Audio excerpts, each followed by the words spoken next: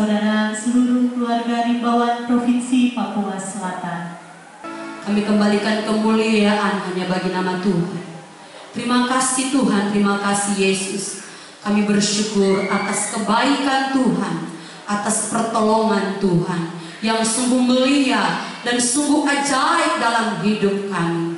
Malam hari ini Tuhan, kami akan beribadah kepada Tuhan. Kami akan merayakan Natal, di mana malam hari disponsori oleh Rimbawan Papua Selatan. Biar kiranya Tuhan tolong ibadah kami dari awal, pertengahan hingga akhirnya, semuanya bisa terjadi seturut dengan kehendak dan maunya Tuhan. Hamba-Hamba-Mu yang melayani di malam hari ini, semua kami tetap tinggal dalam urapan Allah. Terpujilah Tuhan, menolong kehidupan kami, memberkati kami semuanya, sehingga ibadah ini bukan ibadah yang biasa-biasa, tetapi benar ibadah yang dapat menyenangkan hati Tuhan. Kami habiskan ibadah pada malam hari ini hanya di dalam nama Tuhan Yesus Kristus. Haleluya. Amin. Puji Tuhan. Silakan duduk kembali.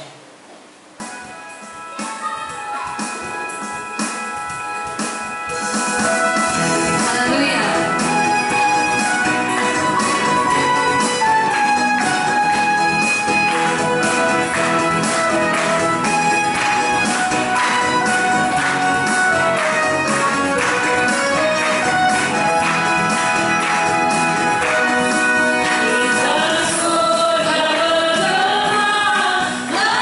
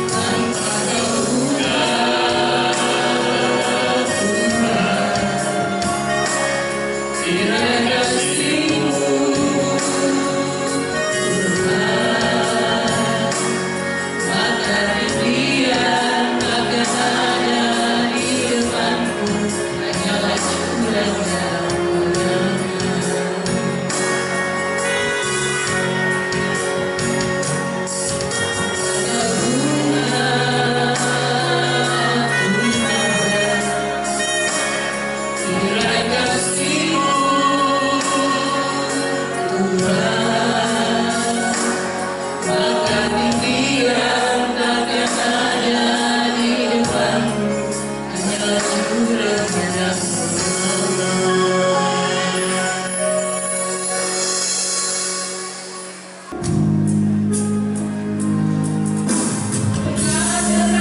mata dan tak mendengar,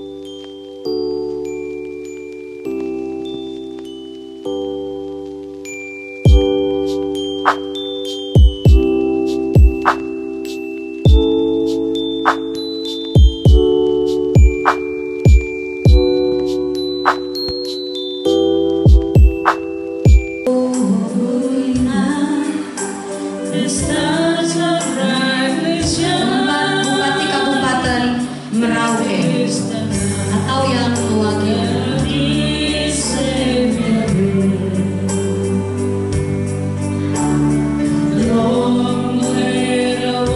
Kelima, Sekretaris Daerah Kabupaten Merauke.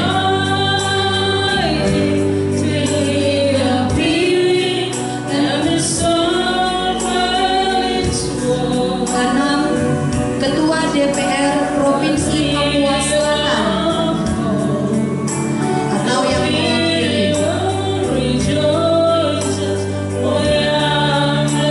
Ketujuh, Ketua DPRD Kabupaten Merauke atau yang mewakili.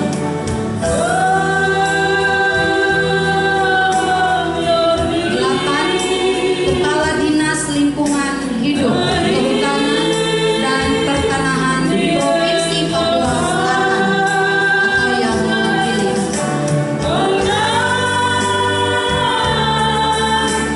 Sembilan, Kepala DLH Kabupaten Merauke atau yang mewakili.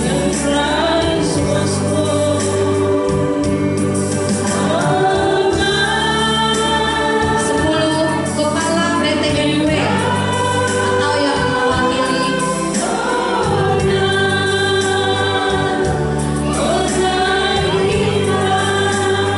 Sebelas, Kepala Bidang Wilayah 1 BPKSDA Papua Selatan.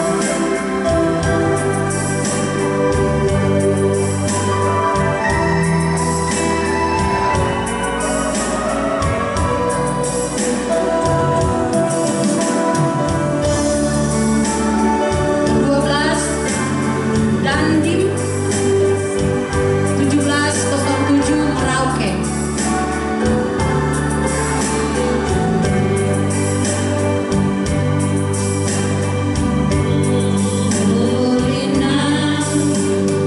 Tiga belas, Kapolres Merauke.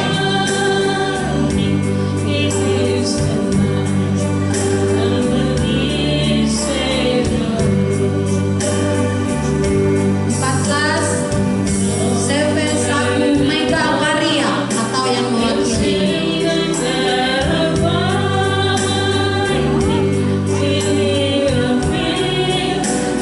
15, CV Jaya Surya atau yang mewakili.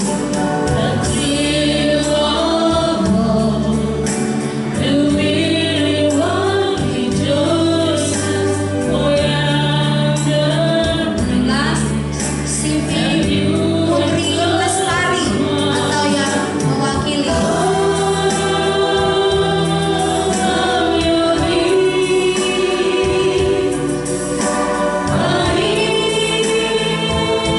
17, CV 57 atau yang mewakili.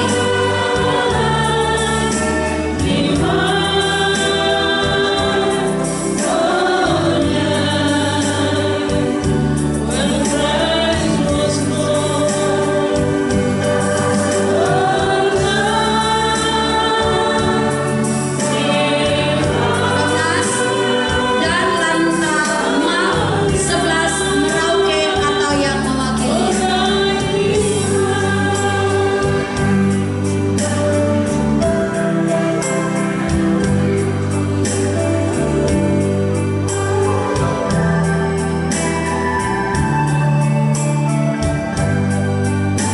'Berikut Ketua Panitia Perayaan Natal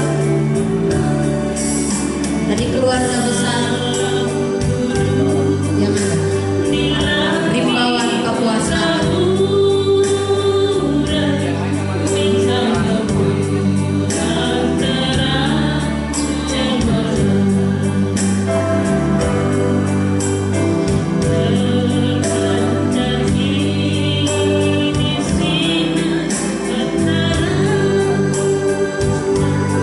Yang dinantikan sejak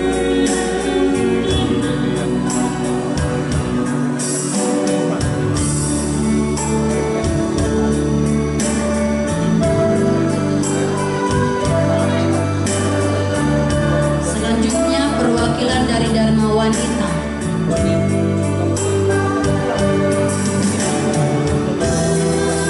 DLHKP.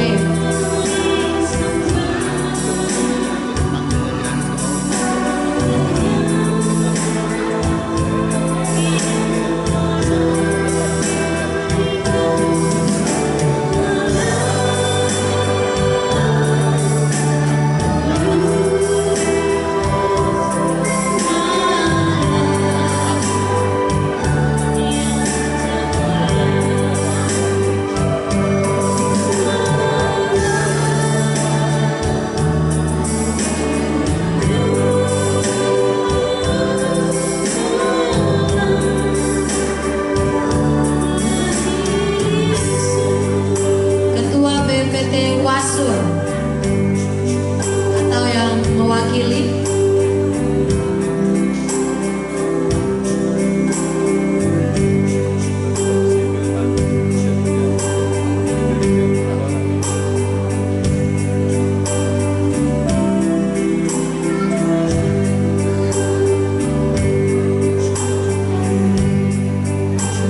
Karena masih ada berapa lagi lilin yang belum dinyalakan. Panitia perayaan Natal untuk mengambil bagian dalam menyalakan lilin.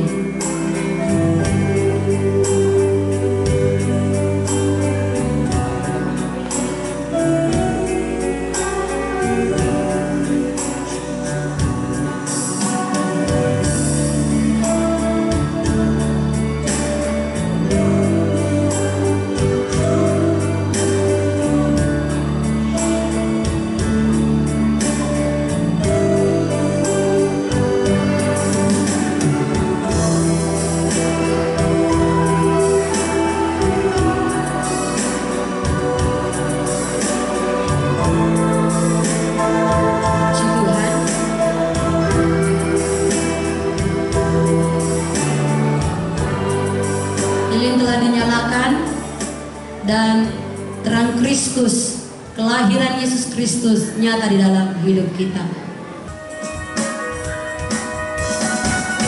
Mari semua bangkit berdiri, kita akan nyanyikan pujian.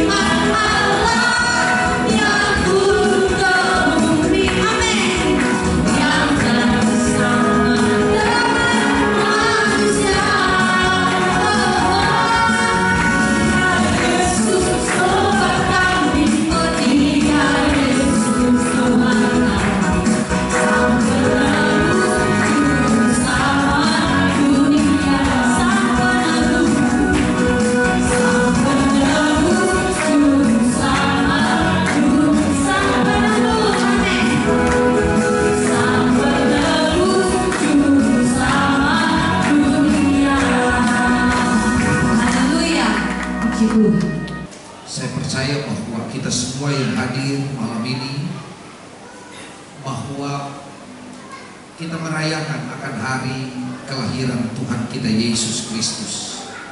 Maka dari itu kesempatan yang indah ini, mari kita akan buka kebenaran firman Tuhan yang sudah kita lihat dan sudah kita saksikan bahwa Yesus telah hadir. 2000 tahun yang lalu Dia telah lahir.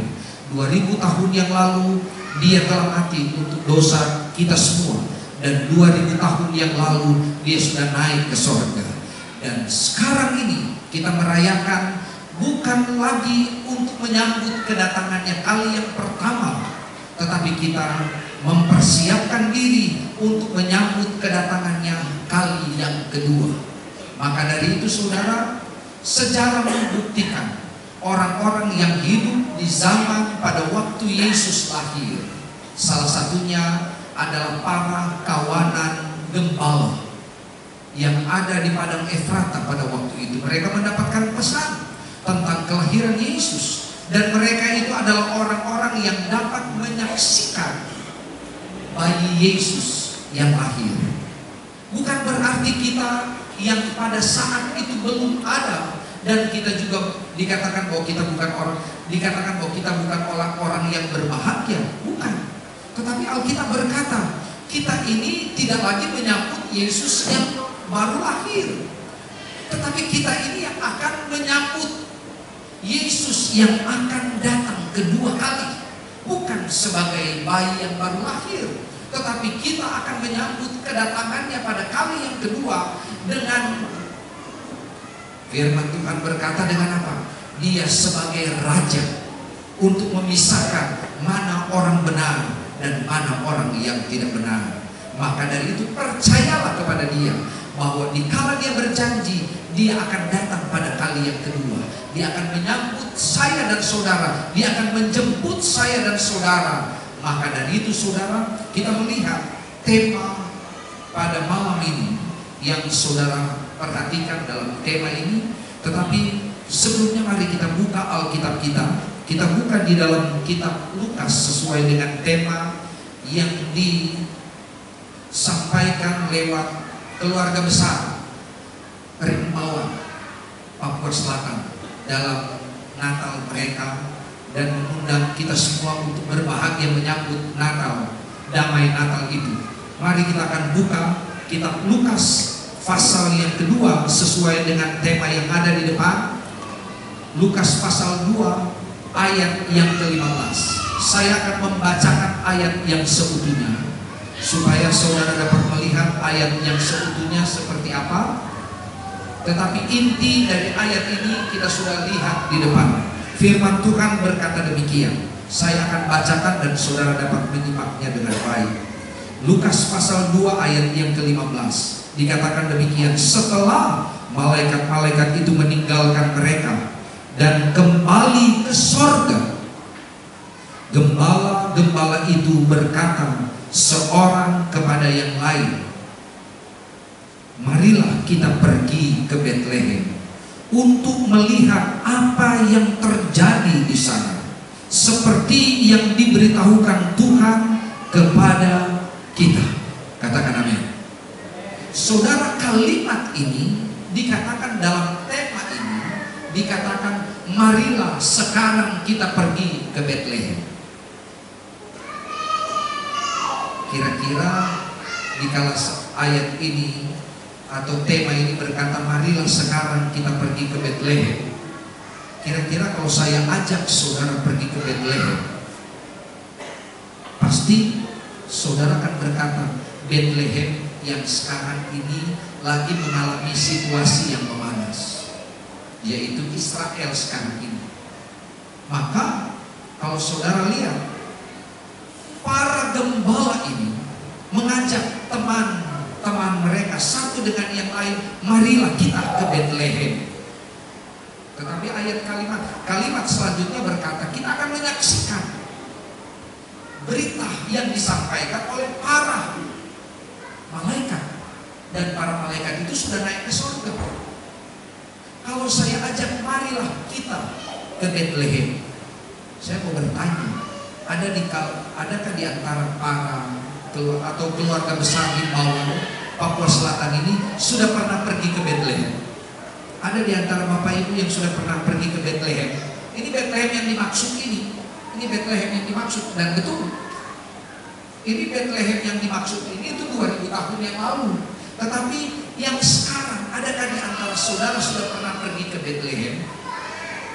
Ada?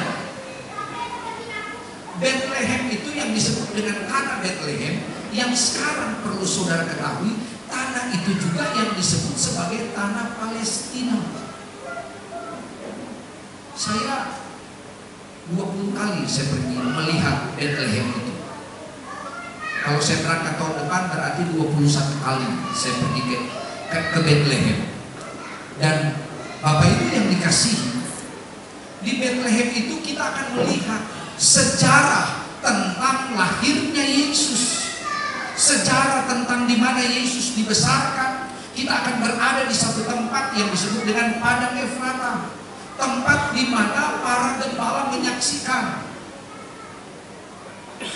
yaitu datangnya ribuan malaikat mengunjungi mereka.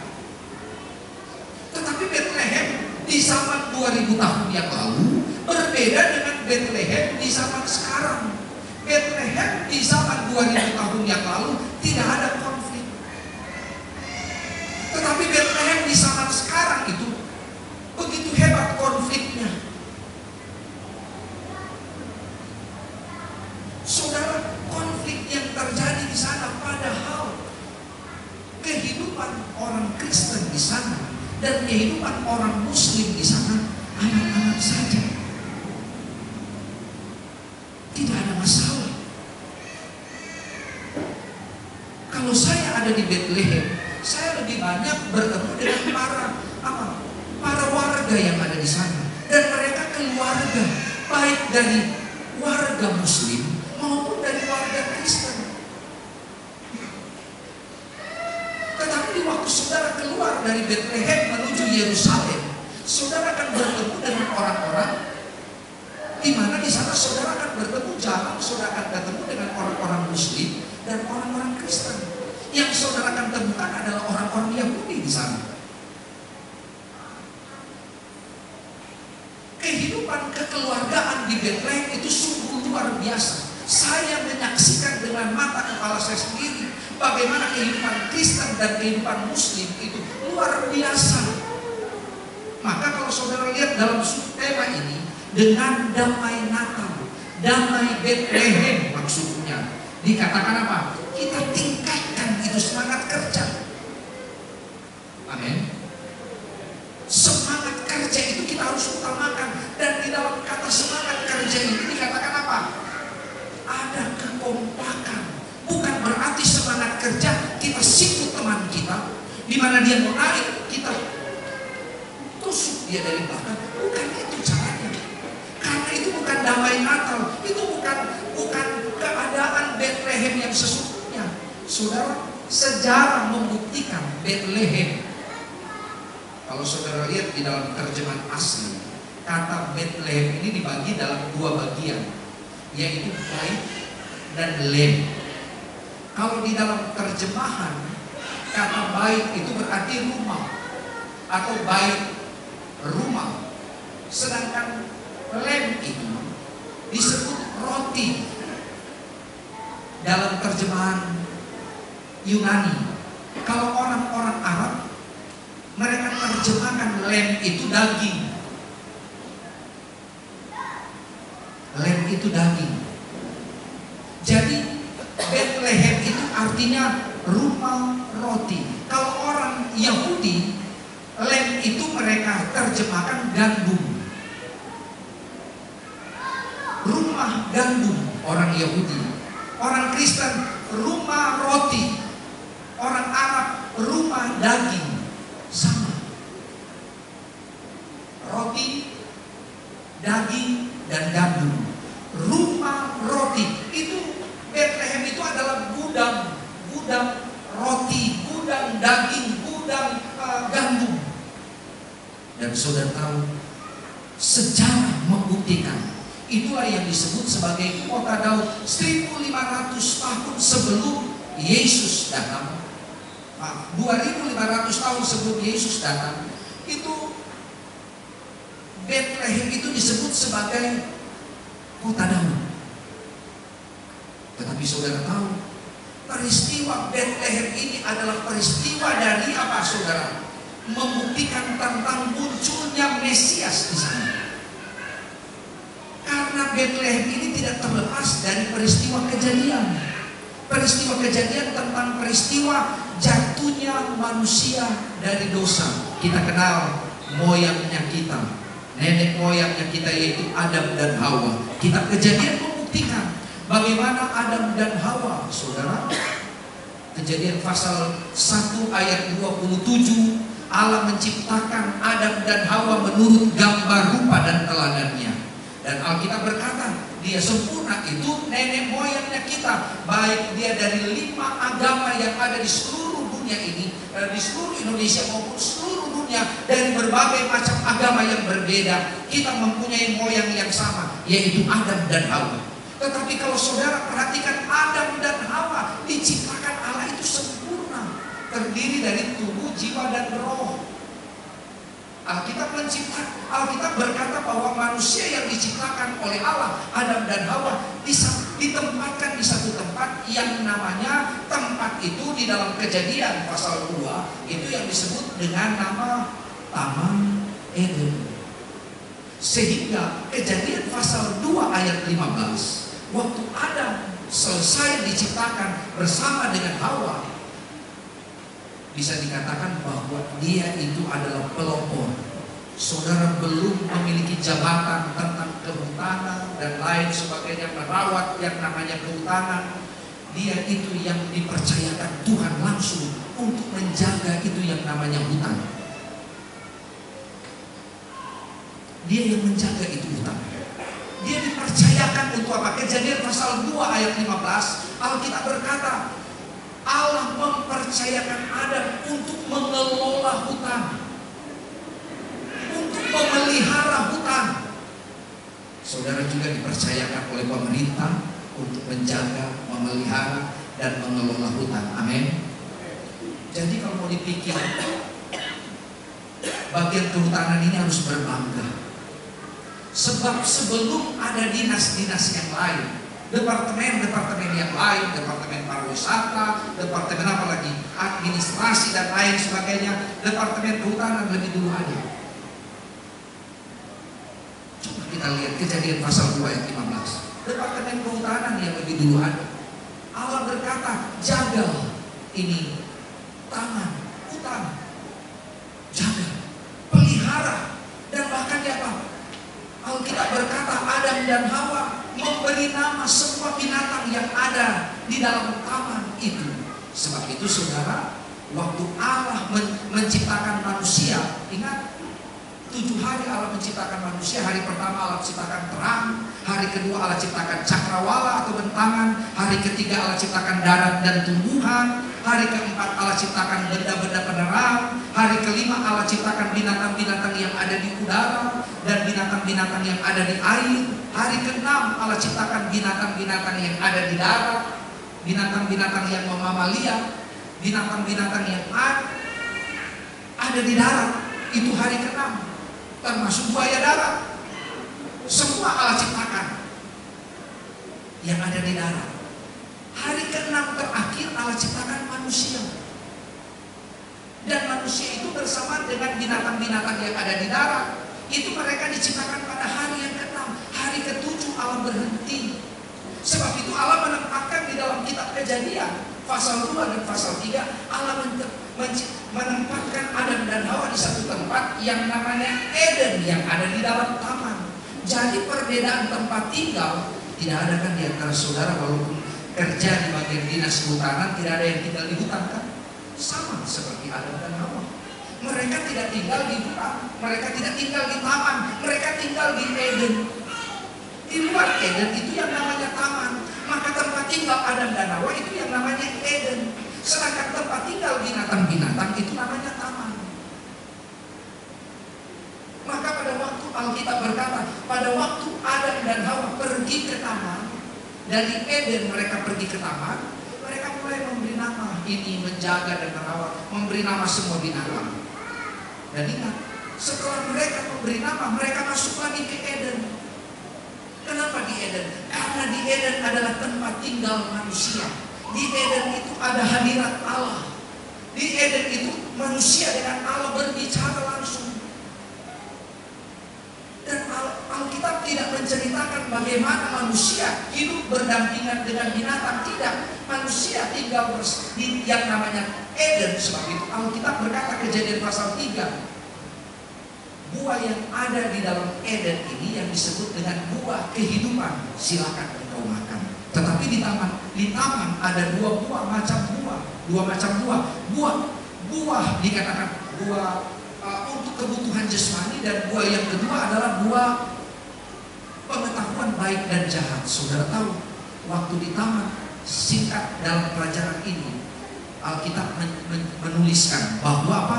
Adam dan Hawa makan buah yang ada di dalam taman. Karena kena godaan siapa? Ular. Kejadian pasal 3. Ular yang menggoda. Kenapa ular yang menggoda? Berarti di dalam taman ada iblis. Alkitab berkata, mereka jatuh di dalam dosa pada waktu mereka ada di dalam taman. Mereka tidak akan berdosa kalau mereka ada di Eden. Selama engkau ada di dalam rumah Tuhan, engkau ada di dalam hadirat Tuhan, engkau tidak akan jatuh di dalam dosa.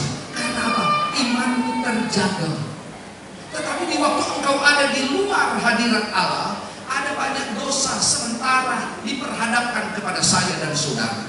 Maka Adam dan Hawa jatuh di dalam dosa, bukan di Eden, tetapi di taman. Kenapa bukan di Eden? Karena di Eden ada hadirat Allah. Kalau zaman sekarang, kalau saudara ada di dalam hadirat Allah, saudara memuji Tuhan, engkau tidak akan jatuh di dalam dosa. Tetapi pada waktu engkau keluar dari hadirat Allah, engkau akan jatuh di dalam dosa. Dan Kejadian pasal 3, Alkitab berkata, pada waktu mereka jatuh di dalam dosa, di dalam taman, waktu mereka mau masuk di Eden, mereka tidak bisa masuk lagi di tempat tinggal mereka. Karena apa? Mereka tidak kudus lagi. Mereka sudah jatuh di dalam dosa. Mereka tidak bisa masuk di Eden. Kenapa tidak bisa masuk di Eden? Karena di Eden ada hadirat Allah.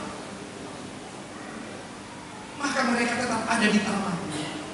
Maka di taman itu ada dosa.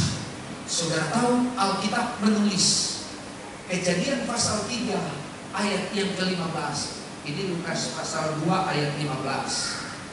Kejadian pasal 2 ayat 15 menceritakan tentang Adam dipercaya untuk menjaga mengelola hutan. Kejadian pasal 3 ayat 15. Mereka, Alkitab berkata bahwa mereka dengan keturunanmu, karena engkau telah berdosa, keturunanmu akan menginjak kepala ular. Siapa keturunanmu? Itulah peristiwa Betlehem. Maka peristiwa Betlehem ini, kalau saudara melihat kelahiran Yesus Kristus, karena dia adalah keturunan yang akan menginjak ular itu. Di mana? Nanti disalib. Kepala ular itu remuk. Tetapi Alkitab berkata, marilah kita ke Betlehem. Ini adalah berita yang kalau saudara lihat ayat yang ke-13, ayat yang ke-14 menjelaskan bahwa segerombolan malaikat datang dari surga. Kelompok ribuan malaikat datang dari surga. Pertama-tama saudara tahu kelompok ribuan malaikat ini datang kemana? Bukan datang kepada para pembesar. Bukan datang kepada orang-orang yang terpandang, bukan. Tetapi surga datang kepada orang-orang kecil. Siapa mereka? Para gembala. Ada di mana para gembala itu?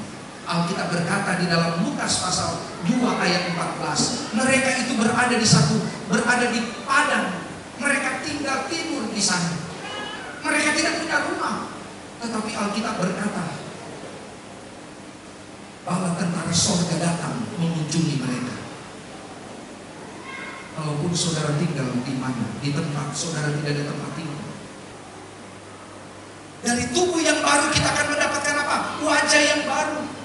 Kenapa? Karena ada orang-orang yang mati di dalam Tuhan. Alkitab berkata, kitab Wahyu pasal 19, orang-orang yang mati di dalam Tuhan, tubuhnya kembali ke debu tanah, rohnya kembali kepada Allah. Ingat Adam dan Hawa, waktu mereka jatuh di dalam dosa, Alkitab berkata, saat engkau makan buah pengetahuan baik dan jahat itu, hari itu juga engkau akan mati. Dan Alkitab berkata, tubuhnya kembali ke debu tanah, tetapi rohnya kembali kepada Allah. Artinya, tubuhnya sesuatu yang fana, dia kembali ke debu tanah, tetapi ada sesuatu yang ilahi di dalam diri kita yang membuat saya dan saudara mahal di hadapan dunia ini. Bukan tubuh kita yang gagah, bukan tubuh kita yang cantik, bukan tubuh saudara yang punya jabatan, pangkat, dan kedudukan. Tidak, itu tidak berharga di mata Tuhan. Tetapi yang membuat saya dan saudara berharga di mata Tuhan, itu adalah sesuatu yang kekal di dalam diri saya dan saudara. Kejadian pasal 1 dikatakan ayat 27. Apa itu yang dimaksud dengan sesuatu yang kekal? Itu roh yang Allah berikan, nafas yang dari Allah dia berikan kepada saya dan saudara. Maka nafas yang dari Allah yang disebut dengan ruah, roh, itu yang tidak pernah mati. Sebab itu kalau kita berdosa, tubuh kembali ke debu tanah, tetapi roh kita tidak akan pernah mati. Tubuh boleh tua karena dosa, tubuh boleh mati karena dosa, tetapi roh kita tidak pernah tua. Adakah di antara saudara roh bisa mati, bisa tua? Saudara mengenalkan roh saudara? Atau ada di antara saudara tidak mengenal roh saudara? Kalau mengenal tubuh saudara, di cermin saudara sudah tahu, oh saya itu, di foto saya itu. Jiwa saudara bisa kenal mungkin, karena di dalam jiwa ada pikiran, perasaan, dan keinginan. Iya kan? Saudara punya keinginan, suami saudara punya keinginan, oh itu suami saya banget. Istri saudara punya perasaan, saya sudah tahu perasaan istri saya, jangan pernah dikecewakan dia. Itu jiwa. Sekarang saya mau bertanya, saudara tahu enggak suami saudara punya roh? Saudara kenal enggak suami saudara punya roh? Istri saudara punya roh? Enggak kan? Mungkin dia sendiri tidak mengenal tentang rohnya. Tetapi Alkitab berkata, roh itulah yang disebut dengan kekal, yang akan menikmati surga dengan tubuh yang baru. Berdasarkan 1 Tesalonika pasal 4 ayat 15 sampai 17. Dan Alkitab berkata, bukan hanya tubuh yang baru. Saya lihat waktu sudah, ya sedikit. Bukan hanya tubuh yang baru, tetapi apa saudara? Wajah yang baru. Untuk menikmati apa? Wahyu pasal 21 yang disebut dengan 1000 tahun damai, menikmati semua yang dijanjikan Tuhan. Dan Alkitab berkata, ada Wahyu pasal 2 ayat 17. Saudara bisa buka di dalam Alkitab. Wahyu pasal 2 ayat 17. Bukan cuma nama yang baru, bukan cuma tubuh yang baru, tetapi apa? Nama yang baru. Saudara bisa lihat Wahyu pasal 2 ayat 17. Engkau akan diberikan nama yang baru, dan nama itu tidak diketahui oleh orang lain selain engkau sendiri yang tahu. Artinya apa? Cuma kita yang tahu, cuma saudara yang tahu. Sebab kalau di 1000 tahun damai atau sorga, kalau namanya sama semua, kira-kira bagaimana? Nama yang baru. Yang keempat, bukan cuma nama yang baru. Wahyu pasal 2 ayat 14, nyanyian yang baru. Nyanyian yang para malaikat bawa menyampaikan kepada para gembala. Nyanyian yang baru. Wahyu pasal 14 ayat 3, kepadanya dikaruniakan nyanyian yang baru. Yang keempat, saudara tahu apa? Kota yang baru, yang disebut sebagai apa? Yerusalem baru. Wahyu pasal 21 ayat 2. Selain dari kota yang baru, saudara lihat yang terakhir, Wahyu pasal 21 ayat 1. Kalau tidak Wahyu pasal 21 ayat 1, atau Wahyu pasal 20 ayat 1. Langit bumi yang baru. Langit bumi yang baru tanpa apa? Ada lautan. Artinya langit bumi yang kita diami ini akan dilenyapkan. Kita selalu nyanyi, langit dan bumi akan lenyap, tetapi firman-Nya tinggal kekal. Karena Wahyu pasal 21, kita akan menikmati langit bumi yang baru, dengan tubuh yang baru, wajah yang baru, nama yang baru. Menjadi pertanyaan, di 1000 tahun damai yang ditulis di dalam Wahyu pasal 20, kita saling kenal tidak? Tetapi saya tidak jawab malam ini. Saya fokus kepada ini. Marilah kita sekarang pergi ke Betlehem. Kenapa kita harus pergi ke Betlehem? Karena di Betlehem ada juru selamat. Bangun Tuhan Yesus dipuji, nama Tuhan Yesus dipermuliakan. Firman Tuhan saya selesai sampai di sini. Saudara tunduk kepala, saya berdoa. Segala puji dan syukur kami naikkan kepada Tuhan yang adalah juru selamat kami. Kami percaya firman Tuhan sudah kami bentangkan, kami sudah sampaikan kepada semua jemaat Tuhan, supaya dimanapun mereka berada, mereka tetap ada dalam jangkauan Kristus. Tuhan memberkati mereka, sehingga sebagaimana damai Natal ini mengajarkan kami, mengajarkan kami, mengajak kami mau mengevaluasi diri kami ini Tuhan, bahwa kami satu waktu akan menuju kepada satu tempat yang kekal. Begitu banyak orang menuju kepada kematian, tetapi akhir daripada kematian mereka tidak tahu arah keselamatan. Kami berdoa Natal ini yang sudah diselenggarakan oleh keluarga besar Rimbawan, Papua Selatan, Engkau memberkati panitia yang sudah melaksanakan semua tugas mereka, pekerjaan mereka. Engkau memberkati baik mereka yang ada di depan sampai mereka yang ada di belakang yang tak terlihat sekalipun, tetapi ada rasa di mana mereka dapat melihat bagaimana kerja mereka diberkati oleh Tuhan. Terima kasih Tuhan, semua kami umat-umat Tuhan yang ada malam ini, yang hadir malam ini, diberkati oleh Tuhan saja. Sebab itu Papua Selatan tetap ada di dalam tangan Tuhan saja. Kota Merauke ada di dalam tangan Tuhan. Tuhan Yesus memberkati. Terima kasih Tuhan, kami sudah berdoa, mengucap syukur hanya di dalam satu nama yang hidup, yang adalah Tuhan Yesus Kristus, Kepala gereja kami yang setia. Amin. Senang hati aku memuji, senang jiwa aku bernyanyi, karena Roh-Mu ada dalamku, Tuhan. Ku angkat tanganku memuji, ku angkat suara dan bernyanyi, karena Roh-Mu ada dalamku, Tuhan. Mari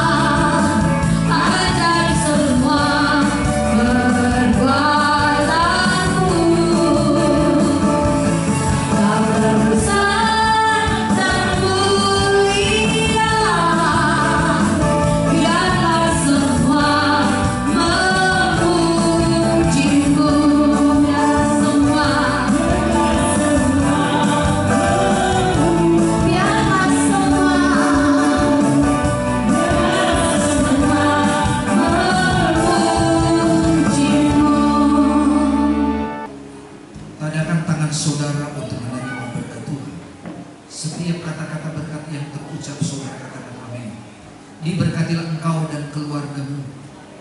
Diberkatilah setiap hasil usaha dan pekerjaanmu. Diberkatilah akan apa yang engkau lakukan dan kerjakan. Diberkatilah setiap kali engkau keluar maupun masuk dari pintu rumahmu.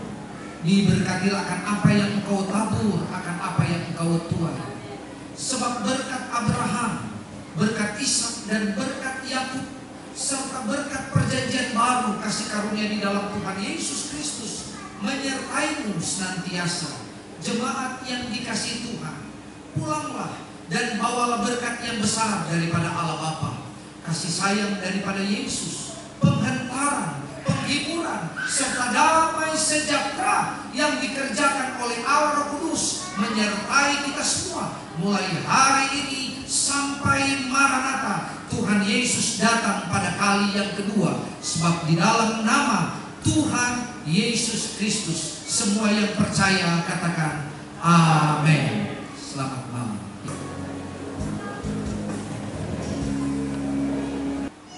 Bapak Ibu sekalian, saya kecil di Biak, di Kompleks Angkatan Laut Biak, Pak Monicin, di Surido. Lahir besar saya di sana, besar saya juga ditanam di Kompleks Angkatan Laut Biak.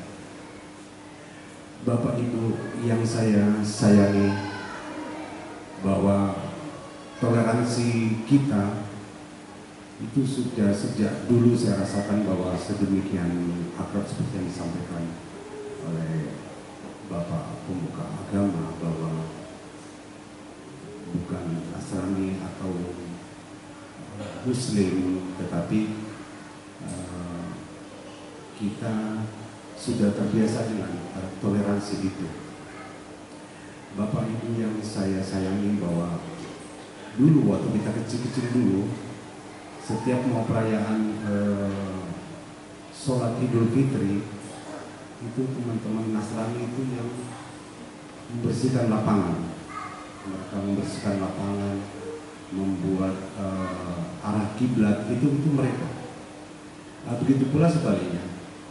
Pada saat mau kegiatan Natal, untuk persiapan pawai obor, kita di Kompleks Angkatan Laut dulu itu kita siapkan bambu, kemudian kita membersihkan gereja, sehingga teman-teman yang lain beribadah, kami yang mengambil kuenya, kita curi di bawah.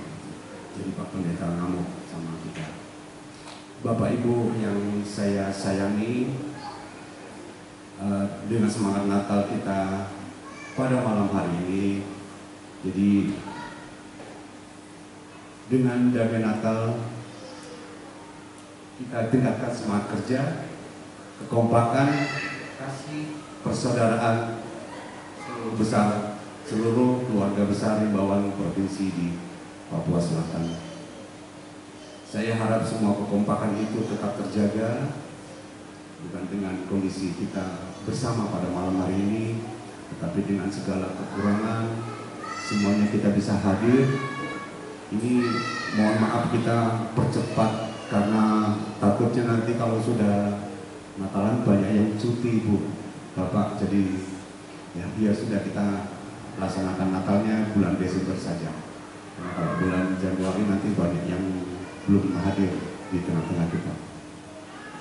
Bapak Ibu sekalian, teman-teman panitia, saya mewakili Bapak Acah, Balai Taman Nasional Waso, KSDA, dan teman-teman dari Posgakum Merauke menyampaikan ucapan terima kasih atas kerja sama kita semuanya. Mohon maaf atas segala kekurangan.